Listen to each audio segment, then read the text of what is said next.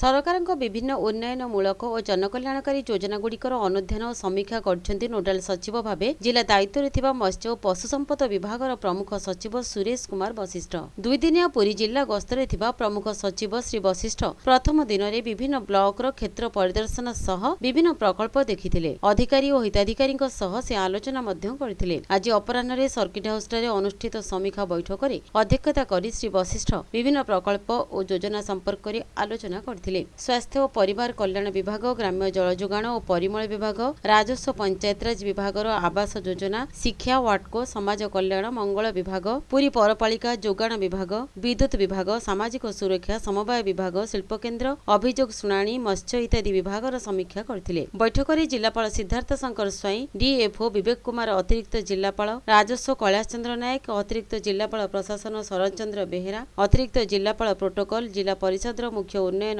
अधिकारी तथा कार्यनिर्वाही अधिकारी प्रियरंजन पृष्टि, उप जिलापाल गोपीनाथ कुंवर, पौर निर्वाही अधिकारी अभिमन्यु बेहेरा, सीडीएमओ डॉक्टर रूपभानु मिश्र, योजना और परिसंख्यान विभाग युग्म निर्देशक श्रीधर सेठी, अन्यान्य जिला स्तरीय अधिकारी माने जोगदी आलोचना रे अंशग्रहण करथिले।